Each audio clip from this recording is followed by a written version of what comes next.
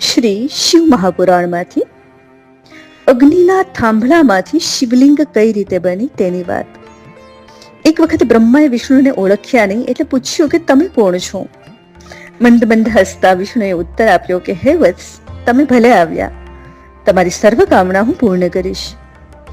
વત્સ કહીને સંબોધ્યા એટલે બ્રહ્માને ખોટું લાગ્યું. તેમનો રાજસ સ્વભાવ જાગ્રત થયો. તેણે વિષ્ણુને ઠપકો આપ્યો કે ગુરુ જેમ શિષ્યને કહે તેમ તમે મને વત્સ કેમ કહો છો? હું સ્વયંભૂ અજન્મા પિતામહ છું. વિષ્ણુએ કહ્યું કે તમે તો મારી નાભીમાંથી ઉત્પન્ન થયેલા કમળમાંથી જન્મ્યા છો, તે કેમ ભૂલી જાઓ છો? હે બ્રહ્મા, તમે નહીં પણ હું જ સર્વવ્યાપક પરમાત્મા છું અને જગત આખું મારું સ્વરૂપ છે, માટે તમે મારા શરણે આવો. શિવની માયાથી મોહિત થયેલા બ્રહ્માએ તિરસ્કાર કરીને કહ્યું કે તમે મિથ્યા વચન કહો છો, પિતામહ તો હું છું. વાત વધી પડી. વાઘ યુદ્ધમાંથી બાહુ યુદ્ધ શરૂ થયું અને સમુદ્ર ખળભળી ઉઠ્યો. તે સમયે બેના આશ્ચર્ય વચ્ચે ત્યાં તેમની સમક્ષ એક પ્રલય કાળના અગ્નિ જેવું, ઉપમા ન આપી શકાય તેવું આદિ કે અંત વગરનું લિંગ પ્રગટ થયું.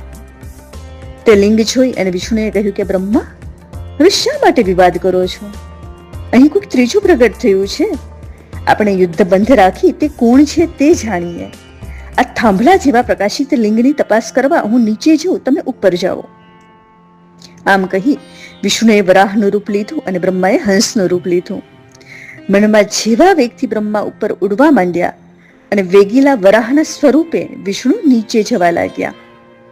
વિષ્ણુએ શ્વેત વરાહનું સ્વરૂપ લીધું એટલે ત્યારથી શ્વેત વરાહ નામનો કલ્પ શરૂ થયો કહેવાય છે. વિષ્ણુએ ઘણું કાળ પ્રયત્ન કરવા છતાં એ લિંગનું મૂળ જડ્યું નહીં અને બ્રહ્માને પણ લિંગનો છેડો ક્યાંય જણાયો નહીં.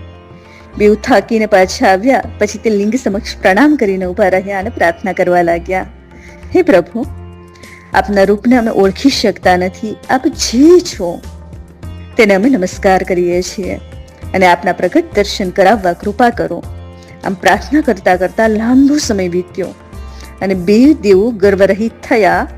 ત્યારે તેને શબ્દ બ્રહ્મરૂપ ઓમકારનો ધ્વનિ સંભળાયો અને શિવજીના દર્શન થયા.